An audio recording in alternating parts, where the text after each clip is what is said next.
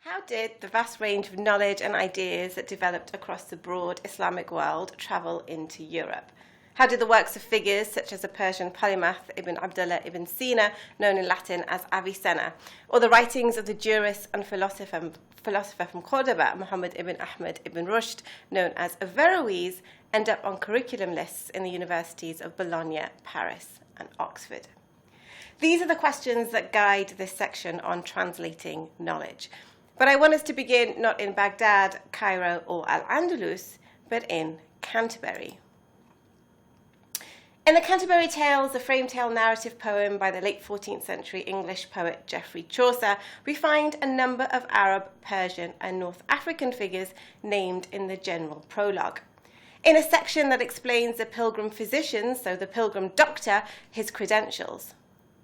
Chaucer tells us that the character of the physician has become the most perfect practitioner of medicine, because he knows the work of not only the classical authorities, Hippocrates and Galen, and contemporary work by physicians such as Bernard, Gateston and Gilbertine, but works in Arabic as well, works that were originally written in Arabic by figures such as Haley, Razi, which refers to a Persian practitioner of medicine, al-Razi, Avicenna and Averroes, and the North African translator, Constantine.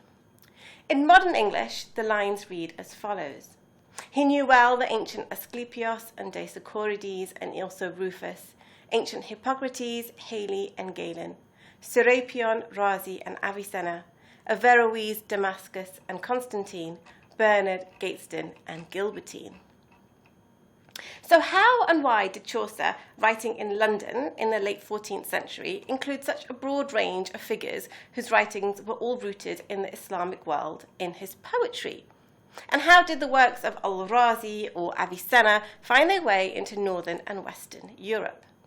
Indeed, each of these figures, named in these lines of poetry, tells us a story about the complex ways in which knowledge and ideas moved across languages, whether that was Greek, Arabic and Latin, as well as other languages such as Persian and Hebrew, and into the vernacular languages of Europe, such as French or English, across a broad span of time, from ancient Greece and Alexandria to 9th century Abbasid Baghdad to 14th century London. In this video, I want to introduce you to two places, Toledo and Salerno, which are important to help us trace and explore these knowledge movements of translating knowledge from the Islamic world, an Islamic world that was in and across the Mediterranean and then was present in northern and western Europe. We begin with Toledo.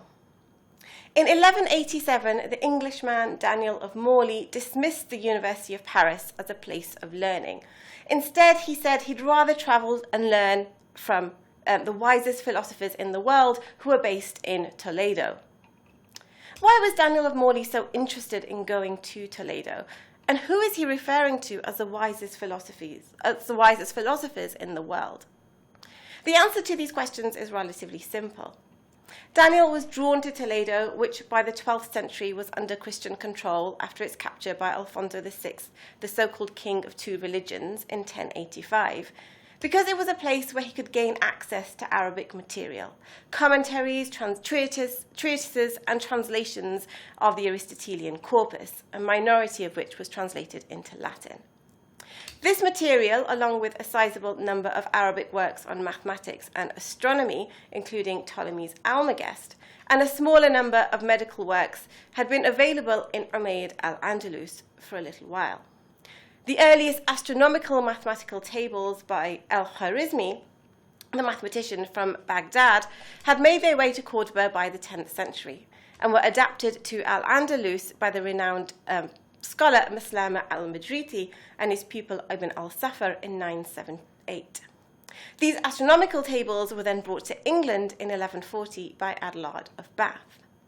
So we can already see the ways in which knowledge was moving and being translated from Baghdad to Cordoba and then to England across a couple of centuries. It was Toledo, though, that became a hub of translation activity from Arabic to Latin in the 12th century. Figures such as Gerard of Cremona, John of Seville, and Dominicus Gundisalinus translated a range of Arabic Aristotelian mathematical and medical works, including the works of Avicenna, both his medical works and his natural philosophy. These names, so Gerard of Cremona, John of Seville, you'll find them appending a number of Arabic to Latin translated material. But they did not work alone. They worked with both local scholars, including the local population, the Mozarabs, who were Christianized Arabs, as well as Jewish philosophers who worked as translators, in addition to foreign scholars like Daniel of Morley, who travelled to Toledo to take part in this translation activity. This was a collaborative effort in order to produce translations in Latin that were then copied and taken to cities and locations and universities, including places such as Paris, Montpellier, and Oxford. But we can also move outside Toledo for a moment. Outside of Toledo, new learning and knowledge was being produced by Arabic and Muslim scholars, work that was also translated into Latin and circulated in Northern Europe.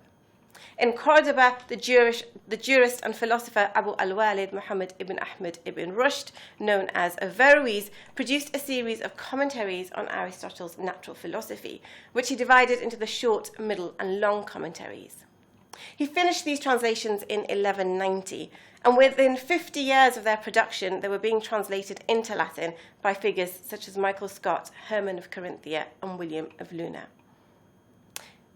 In addition to Averroes and his philosophy, we can already, as we've already seen, Cordoba was an important place for cultivating the astronomical and mathematical sciences too, seen especially in the figure of Maslama al-Madriti and his collaborative team of translators and astronomers, as well as the Toledan astronomer al-Zarqalu, who was known in Latin as Ezekiel. So from Toledo, I want to move briefly to Salerno. So we're moving across the Mediterranean. Salerno is the port city southeast of Naples that was connected to North Africa and the Near and Middle East across the Middle Ages. It was also a place well known for its medical learning and practice. At Salerno, early translations of medical texts from the Arabic existed, such as the work by the Nestorian scholar Hunayn ibn Ishaq, whose medical work, known in Latin as the Isagoge, a compendium that synthesized and summarized the work of Galen, formed part of a collection of texts known as the Articella. These commentaries and this collection of texts was designed for students of medicine in the early Middle Ages. The translations of medical texts from Arabic were strengthened, however, with the arrival of the North African Benedictine monk Constantine the African, who came to the neighbouring monastery, Monte Cassino, after leaving Kairouan in modern-day Tunisia, his homeland, in the early 11th century. Across the 11th century until his death in 1087, Constantine was engaged in translation work. He translated Arabic medical texts into Latin.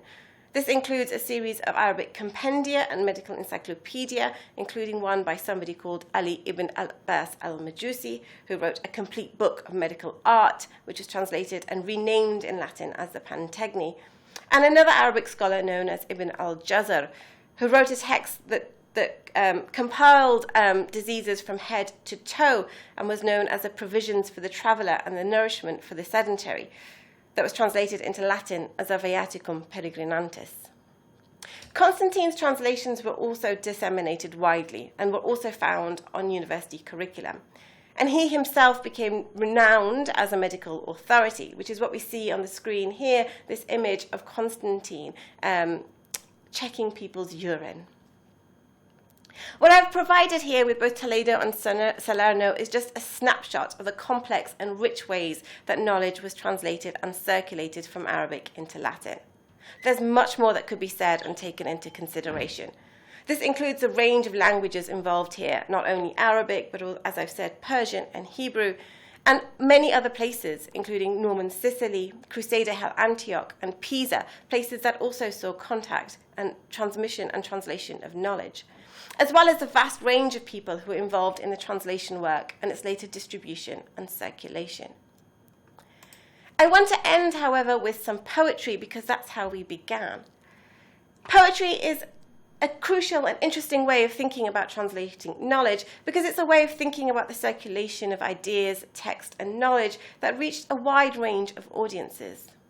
I want to end with Dante's Divine Comedy.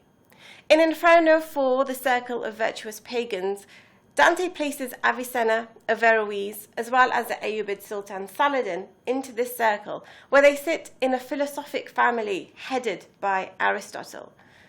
Here he tells us, I saw the skilled collective simples, Amindes, Socrates, and I saw Orpheus, Cicero, Linus, and Seneca the moralist, Euclid the geometer, and Ptolemy, Hippocrates, Avicenna, Galen, and Averroes, him who made the great commentary.